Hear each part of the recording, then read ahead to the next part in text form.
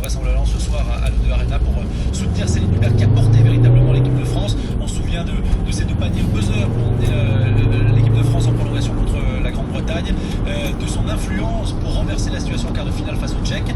Pierre Vincent, l'entraîneur de cette équipe de France, la connaît bien, Céline Dubert, qui mesure la métamorphose de celle qu'on surnomme CAPS, comme capsule. Elle est dans un état qui est incroyable. C'est des mots parfois, c'est d'avoir peur d'être favori, d'avoir peur de perdre quelque chose, d'avoir peur de l'échec, d'avoir peur de ça. Mais elle a grandi aussi, ça fait longtemps qu'elle joue. Elle a eu des déceptions comme nous tous. Quand on a vu le champion d'Europe l'année dernière, c'est pas la même. Elle est dans un état où elle a peur de rien, elle est là pour profiter, prendre du plaisir. Le basket, c'est pas la guerre, on vient là pour jouer, pour s'amuser. Et quand on est dans une espèce de logique où on est là pour en prendre plein les yeux et puis pour donner le meilleur de soi-même, on n'est pas freiné on réfléchit plus à rien, on n'a pas de stress, on n'est pas parasité, ce qui a pu lui arriver par le passé. Et je pense qu'elle a appris de ça aussi, qu'elle est devenue une joueuse qui était respectée du niveau européen, mais de temps en temps avec des hauts et des bas, et là elle est tout juste phénoménale. Voilà donc pour le sélectionneur de cette équipe de France de basket au féminin, Jérôme Milagou, il faut passer, si ça ne passe pas, c'est une génération un peu comme les hommes, une mixte génération qu'on retrouvera dans 4 ans. C'est un peu comme Tony Parker, elle a 30 ans, Céline Dubert, que clairement la médaille pour aller la chercher c'est ce soir, l'occasion elle est là parce que sinon pour la médaille de bronze il faudra prendre les américaines ou les australiennes, autant dire que ça sera quasi, non pas mission impossible mais ça sera extrêmement difficile, donc cette génération là en tout cas, Céline Dubert si elle veut une médaille ça sera très vraisemblablement d'ici la fin de la semaine. Rio c'est dans 4 ans, c'est loin mais cette équipe de France elle a de l'avenir parce qu'elle a que 26 ans de moyenne d'âge, hormis Dubert ou Edwige Lawson qui elle aussi a passé la trentaine et qui est sortie justement de sa retraite internationale pour cette aventure olympique.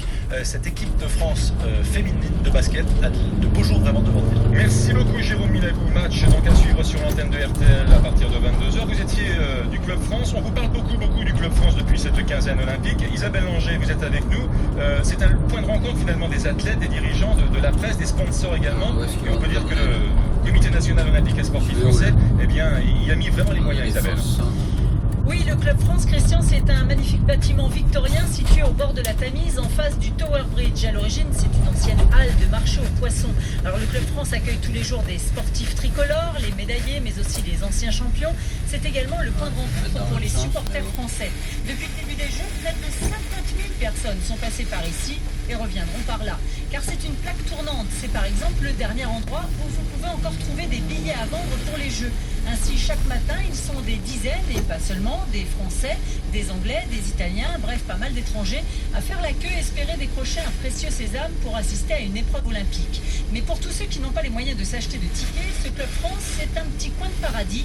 Grégory est venu de Dunkerque avec sa femme et ses 2 enfants. On se retrouve entre Français, donc il y a une super ambiance, c'est génial quoi, c'est les Jeux Olympiques, même si on participe pas aux épreuves, on ressent vraiment l'ambiance des Jeux Olympiques. On vibre aux exploits des Français en regardant la télévision, comme si on y était, tout à fait. Et puis vous savez Christian, il est facile de reconnaître les supporters tricolores, ils ont un code vestimentaire. Le plus souvent c'est bien sûr le maillot blanc floqué France dans le dos. C'est le cas de Sylvain et de sa tribu de copains. Oui, alors on s'est préparé un peu pour venir, on n'est pas venu comme ça.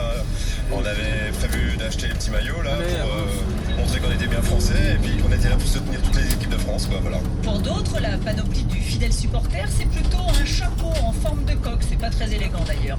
C'est le cas d'Antoine, fervent adepte du Club France. Il y a tout qui est bien. Moi, la principale qualité, je pense, c'est qu'il y a à la fois les télés, les radios, les sportifs et le grand public. Et ce croisement de ces 3 choses fait que c'est vraiment des moments forts et géniaux qu'on n'a pas l'habitude de faire hors olympique, quoi. Et oui, ici, c'est un lieu de fête, surtout le soir, après les épreuves. Le week-end dernier, les Tsonga, Liodra, Beneteau et Gasquet étaient déchaînés après leur médaille d'argent et de bronze en double. Ils ont partagé leur joie avec les supporters et même tombé la chemise, torse nu. Ils ont mis le feu au dance floor. La veille, c'était Teddy Riner qui avait joué les DJ. Et tous les jours, la nuit s'est terminée en musique avec un concert.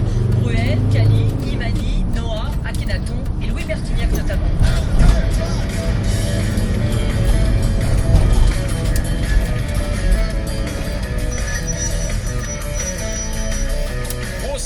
Très grosse ambiance au Club France tous les soirs après les performances des athlètes de la délégation du Club France, de merde, Club France, la défense, avec le Comité national olympique olympique et sportif français. 18h57 sans transition, ceci. Les Jeux Olympiques. Votre rendez-vous, ceci bien sûr, les Jeux Olympiques, que vous retrouvez en version XXL chaque soir entre 20h et minuit sur l'antenne de RTL. Petit extrait, on parlait tout à l'heure des basketteuses françaises. Elles joueront, vous le savez, ce soir à 22h contre la Russie. Et oui, qualification au bout de la nuit des braqueuses. Et franchement, elles ont du mérite, les Françaises, parce que quand j'écoute leur coach Pierre Vincent, je comprends pas tout le monde. des informations, mais c'est là